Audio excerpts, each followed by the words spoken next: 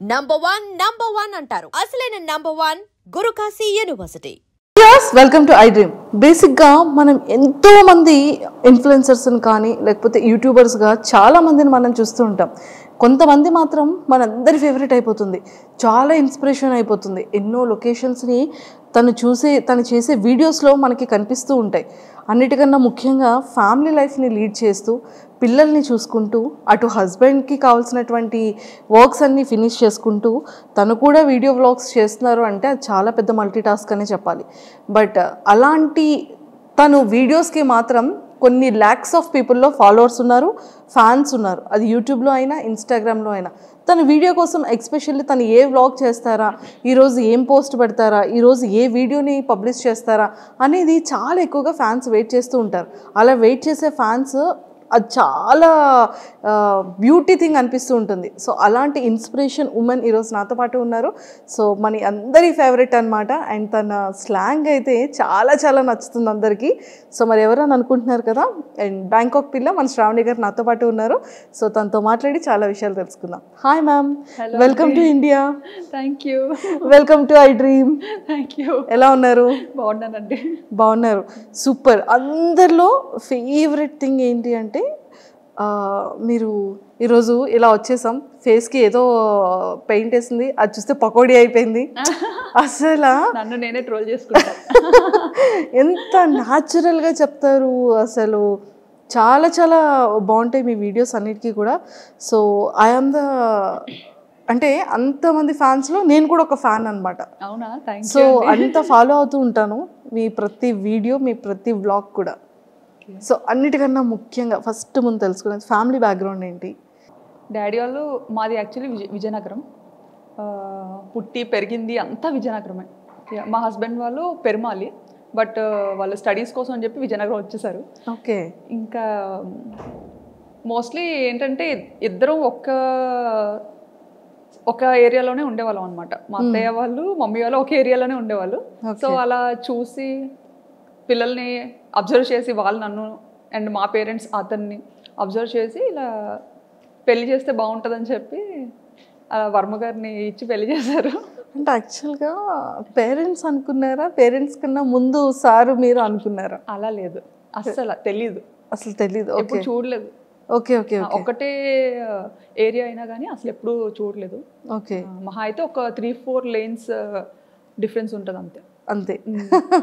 So మొత్తానికైతే arrange మ్యారేజే? Arranged. No love marriage? కాదు.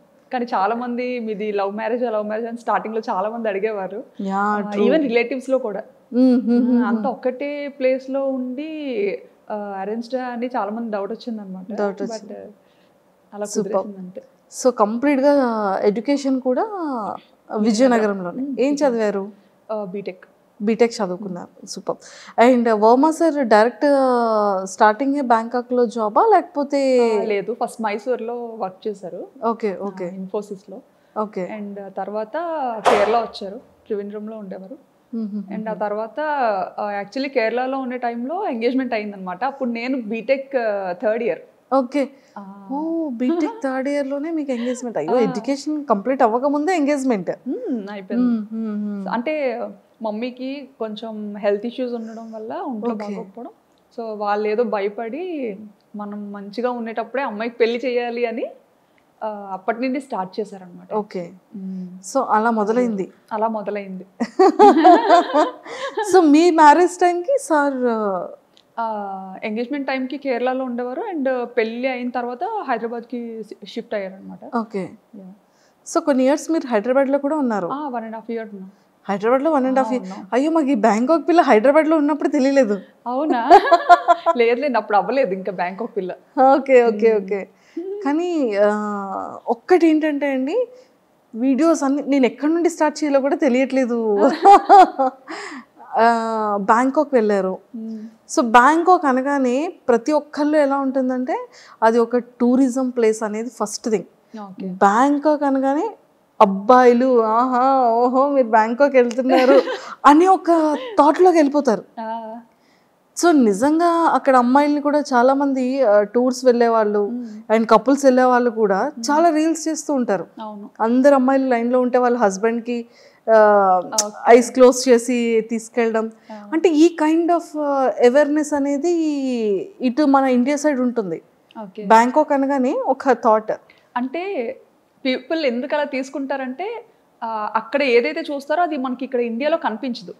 ఫస్ట్ థింగ్, ఆ నైట్ లైఫ్ అనేది ఇండియాలో మనకి చాలా తక్కువ. అంటే మేబీ ఢిల్లీ అటుపక్క మనకి ఉండొచ్చేమో, ముంబై ఢిల్లీ అటుపక్క. బట్ ఇటుపక్క మన ఆంధ్ర తెలంగాణ సైడ్ అయితే నైట్ లైఫ్ అని అలాంటిది ఏది మనకి ఇక్కడ ఉండదు. బట్ అదేంటంటే ఇక్కడ నుండి వచ్చిన పీపుల్కి అక్కడ చాలా అది డిఫరెంట్గా అనిపిస్తుంది అనమాట. సో మన కల్చర్ వేరు, వాళ్ళ కల్చర్ వేరు కాబట్టి సో వీళ్ళు ఏదైనా కొంచెం డిఫరెంట్గా ట్రై చేయాలి అని పీపుల్ చూపించాలని రకరకాలుగా ఎక్స్ప్లోర్ చేస్తుంటారు. కానీ అక్కడ నిజంగానే ఫ్యామిలీస్కి కానీ ఫీమేల్స్కి కానీ రెస్పెక్ట్ ఎలా ఉంటుందండి అక్కడ? చాలా బాగుంటుందండి. కానీ అది మీ వీడియోస్ ద్వారా తెలిసింది మాకు కూడా. మరి అంటే యాక్చువల్లీ నాకు తెలిసిన కంట్రీ, నేను ఇండియా నుండి దాటి అడుగుపెట్టిన కంట్రీ ఒక్కటే కంట్రీ, అది కూడా థాయిలాండ్. సో నాకు తెలిసిన మట్టుగా ఇప్పటి వరకు చాలా రెస్పెక్ట్ చేస్తారు. మన ఇండియన్స్ని కూడా చాలా మంచిగా రెస్పెక్ట్ చేస్తారు. ఓకే. సో ఎన్ని ఇయర్స్ అవుతుంది మీరు బ్యాంకాక్ వెళ్ళి? ఆల్మోస్ట్ 9 to 10 years అయిపోతుంది. Oh my god, 9 to 10 years అయిపోతుంది. అసలు తెలియలేదు. 2016లో 2016 పాప పుట్టిన ఇయర్లోనే. Okay okay okay. పాప బేబీ అప్పుడు తీసుకెళ్లారు. సో మీరు ఈ వ్లాగ్స్ అనేది ఎలా వచ్చింది థాట్? నాకు ఎడిటింగ్ అంటే చాలా ఇష్టం. ఓ, ఎడిటింగ్ చాలా ఇష్టం అనమాట. పిచ్చి పిచ్చిగా చేసేదాన్ని. బీటెక్ అయిపోయి అదే పెళ్ళైన వెంటనే ఒక ఫోన్ వచ్చింది చేతికి. అప్పటి వరకు మన చేతిలో ఫోన్ కూడా ఉండేది కాదు. ఇప్పుడు జనరేషన్తో మారిపోయింది అనుకోండి, అదే షాక్ అవుతుంటాం అనమాట. సో చేతికి ఫోన్ రాగానే అదే అలా ఏదో ఒకటి చేయడం. సో బేసిక్గా నాకు ఎలా అంటే నన్ను నేను స్క్రీన్స్లో చూసుకోవడం ఇష్టం. ఓకే. నన్ను నేను సో ఏదైనా మ్యూజిక్కి మన వీడియో క్లిప్ పెట్టి రకరకాలుగా ఎడిటింగ్ అనేది చేసేదాన్ని అనమాట అప్పట్లో. పెళ్లి తర్వాతే. మేము ఇక్కడ హైదరాబాద్కి వచ్చిన తర్వాత రామోజీ ఫిల్మ్ సిటీ అని ఇంకా చాలా ప్లేసెస్కి తీసుకెళ్లేవారు తిను. సో అప్పటికే మనకి ఫోన్ అనేది కొత్తగా అలవాటు. సో అందులో కెమెరా ఉంది అంటే అది ఇంకా కొత్త విషయం కదా.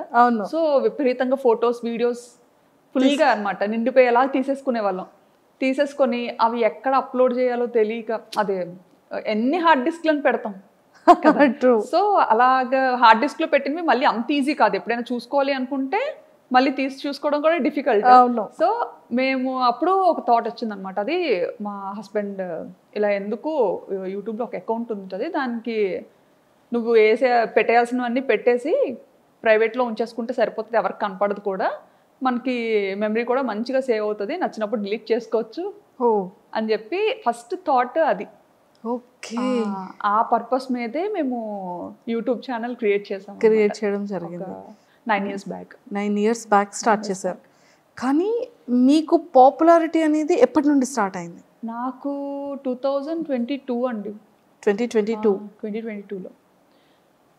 సో సడన్ గా అది బ్యాంకాక్ పిల్ల ఛానల్తో స్టార్ట్ అయింది. ఐ థింక్ ఫస్ట్ దీపావళి వీడియోనా? దీపావళి కాదు, అమ్మవారిది.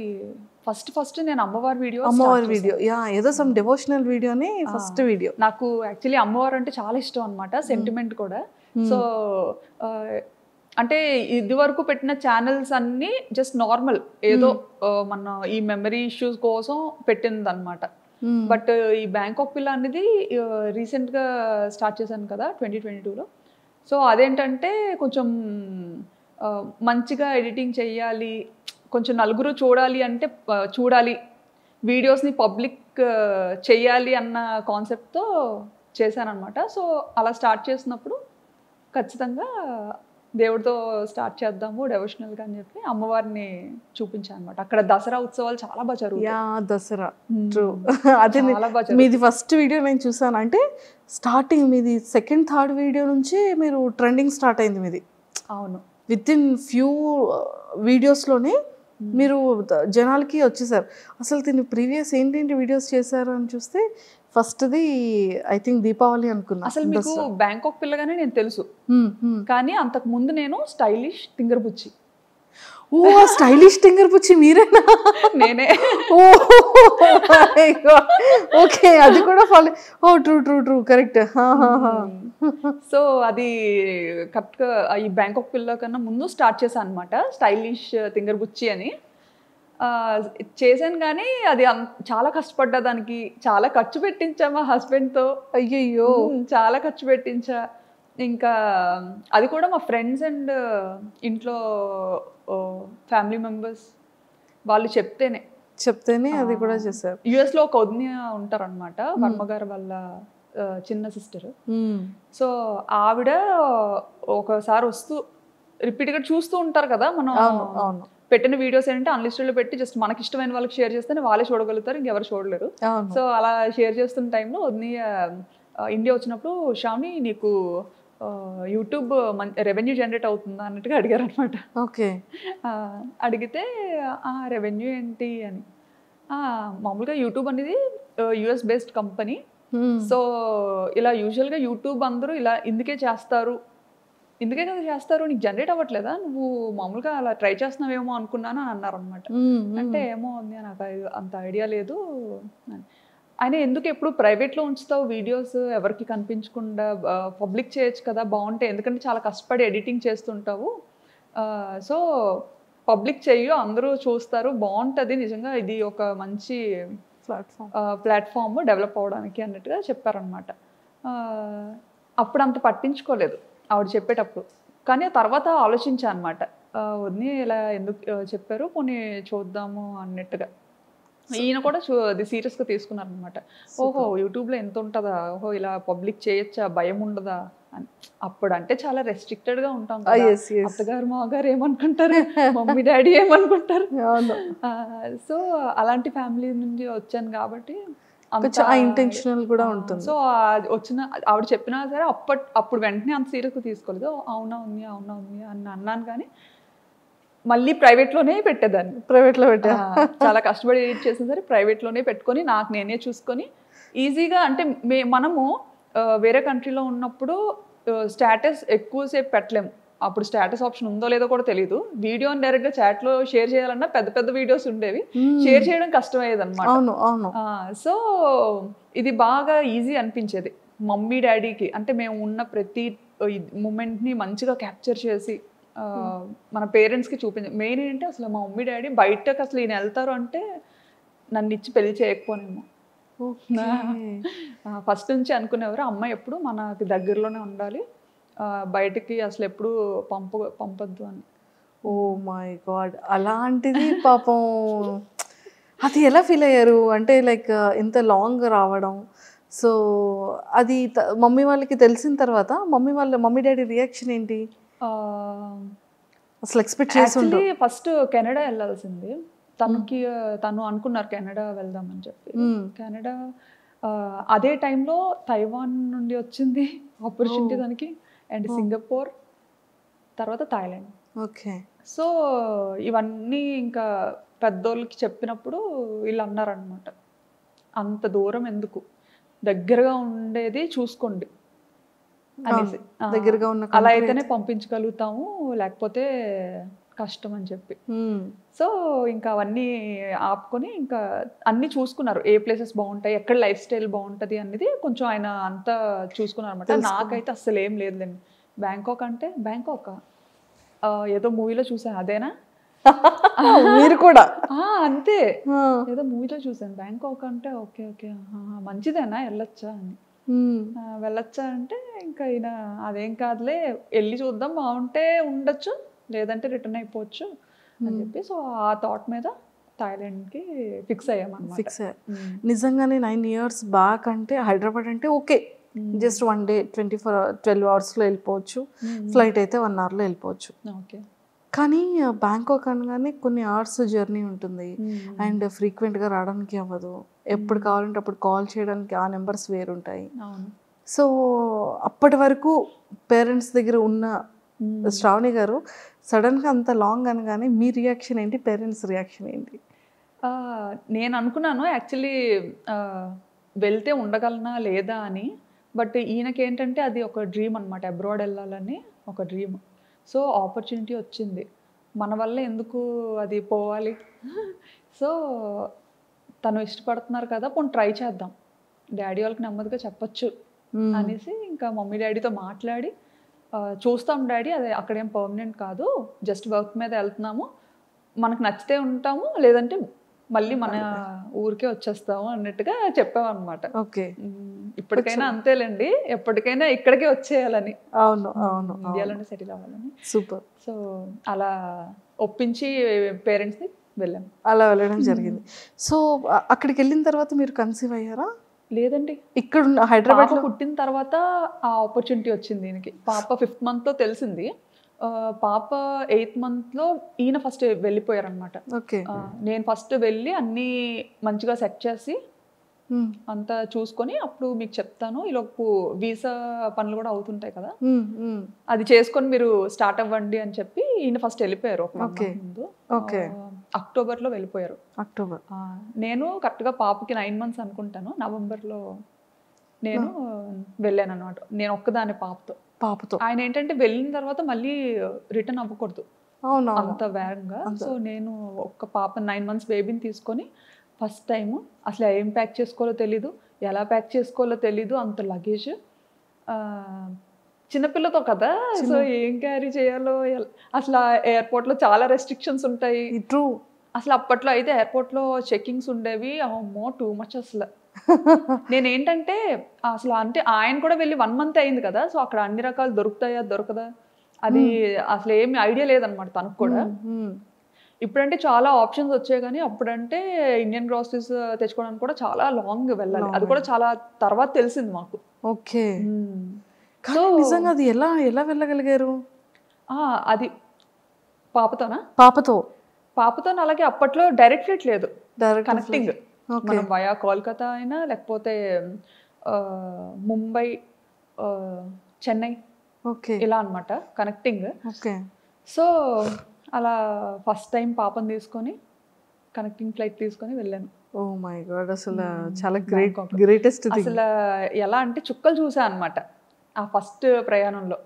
పాపని హోల్డ్ చేయాలి, హ్యాండ్ లగేజ్ పట్టుకోవాలి. సో అంతవరకు ఏంటి, మనం ఇండియాలో ఉండేటప్పుడు మనం అంత పట్టుకొని తిరిగేది ఎప్పుడు ఉండదు బయట యూజువల్గా, ఎందుకంటే మన పక్కన పేరెంట్స్ ఉంటారు, ఒకరు కాకపోతే ఒకరైనా కాసేపు ఎత్తుకోవడం అన్నీ అనమాట.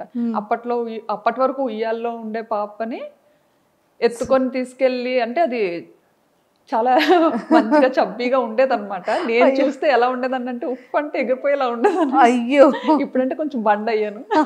ఏం అవ్వలేదండి బాబు, అలా ఉండేదాన్ని అనమాట. సో హ్యాండిల్ చేయలేకపోయేదాన్ని. ఇంకా పాప ఎయిర్పోర్ట్కి రాగానే ఈయన యాక్చువల్లీ ఎగ్జిట్ గేట్ దగ్గర ఉంటానని చెప్పారనమాట. నేను అంటే అక్కడ ఎయిర్పోర్ట్స్లో ఏంటంటే మనకి ఇక్కడ ఇండియాలో బయటే ఉండాలి, బట్ అక్కడ థాయిలాండ్ ఏంటంటే కొంచెం లోపల వరకు రావచ్చు. సో నేను పాపను పట్టుకొని ఇంకా అలాగే వణుకుతూ లగేజ్లన్నీ తీసుకొని మోసుకొని కూర్చోబెట్టి తీసుకెళ్తున్నాను అనమాట. తీసుకెళ్తుంటే ఈయన అక్కడ వెయిట్ చేస్తున్నారు అనమాట. అంత క్రౌడ్లో నన్ను మిస్ అయ్యారు, ఆయన నన్ను చూడడం మిస్ అయ్యారు, నేను ఆయన్ని చూడలేదు. అంటే అసలు ఆయన ఎగ్జిట్లో ఉంటారని ఓకే, బట్ అందరితో పాటే నేను వెళ్ళిపోతున్నాను అనమాట. సో నన్ను అక్కడ మిస్ అయ్యారు తను. నేనేంటంటే ఆయన లోపల ఉండిపోయి నేను బయటకు వెళ్ళిపోయాను. అయ్యయ్యో, ఎయిర్పోర్ట్ బయటకు వెళ్ళిపోయాను. ఇంకా బయటకు వెళ్ళి చూసేసరికి కనిపించలేదు తను. కనిపించకపోయేసరికి అమ్మో కంట్రీ అసలు ఎలా ఉండాలి ఏంటి, ఇప్పుడు ఎవరిని అడగాలి, నేను నాకు కనిపించట్లేదు. బయటకు వచ్చినా కానీ చాలాసేపు ఎతికానండి, ఎక్కడా కనిపించలేదు. కాంటాక్ట్ చేయడానికి మన సిమ్ కార్డ్, నాకు వైఫై కనెక్ట్ చేసుకోవడం థాయిలో ఏదో వచ్చింది అనమాట సంథింగ్ అక్కడ. నేను ఆ టెన్షన్లో లాంగ్వేజ్ సెలెక్ట్ చేసుకోవడం కూడా కన్ఫ్యూజ్ అయ్యి థాయి నొక్కేసాను అనమాట. థాయి సెలెక్ట్ చేసేసాను. సో అలా సెలెక్ట్ చేయడం అంటే మొత్తం థాయిలో వచ్చింది, అదేమో అర్థమై సావదు. ఇంకా ఎవరికి చెప్పుకోను ఏంటి, అక్కడ మళ్ళీ బయటకు వచ్చిన తర్వాత సెక్యూరిటీకి అడుగుతుంటే అక్కడ ఇంగ్లీష్ చాలా తక్కువ అనమాట. సో అతనికి అర్థం కావట్లేదు నేను ఏం అడుగుతున్నానని. ఇంకా కళ్ళంటే నీరు తిరిగేసి చంటి పిల్లతో అలాగా ట్రాలీ పట్టుకొని అటు ఇటు చూసుకుంటా. పాపం సార్ ఏం చేస్తున్నారు, ఇంకా లోపల ఇంకా లోపలే ఉన్నారు. ఆయన ఇంకా అందరూ వచ్చేసారు, వీళ్ళేంటి ఎక్కడ రాలేదు, ఏ ఇమిగ్రేషన్ లో చిక్కు పడిపోయారో అనుకున్నారు. అయ్యయ్యో. అసలే కొంచెం రెస్ట్రిక్షన్స్ ఎక్కువ కదా. అసలే పప్పులు ఉప్పులు వద్దన్నా సరే మోసుకొని వస్తుంది.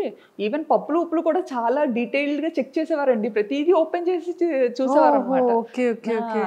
ఇంకా అంటే చిన్నపిల్లలకి ఉండాలి కదా, మన వైపు బాగా ఇడ్లీ అలవాటు చేస్తాం 8 month నుండి కదా.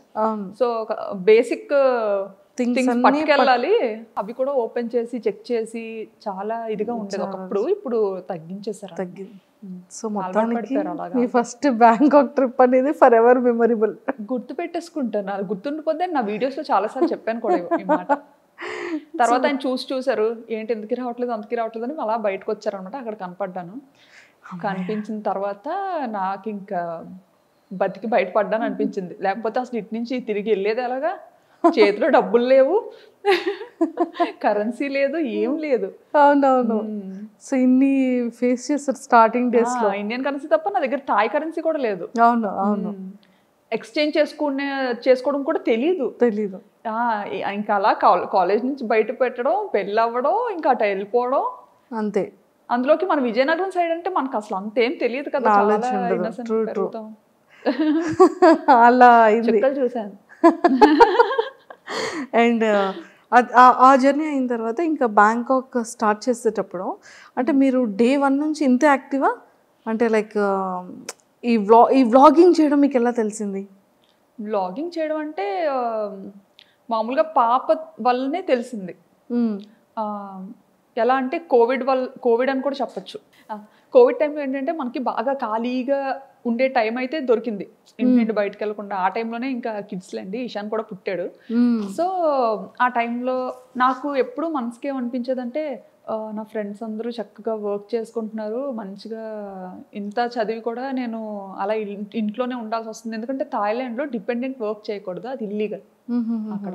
అలా అని చేస్తే ఆపర్చునిటీస్ ఉంటాయి, దొరుకుతాయి చేయాలంటే. బట్ అలా చేసి దొరికామంటే అది చాలా పెద్ద ఇష్యూ అవుతుంది అనమాట. కానీ చేయాలని ఉండేది, బట్ లీగల్గా ఉండాలి. సో అదొకటి బాగా ఎప్పుడు మనసులో అనిపించేది. ఆయనే వర్క్ చేస్తున్నారు, నేను కూడా చేస్తే ఎంత బాగున్నా అని చెప్పి ఏదో ఒకటి చెయ్యాలి. బట్ సాఫ్ట్వేర్లోనే ఉండాలి, సాఫ్ట్వేర్ జాబే రావాలి అని అయితే ఎప్పుడు అనుకోలేదు. అండ్ ఆయన కూడా ఎప్పుడు నువ్వైతే అన్ఫిట్ సాఫ్ట్వేర్కి అని అనేవారు. ఎందుకంటే కుదురుగా ఓ దగ్గర ఉండవు, ఓ దగ్గర కూర్చోవు,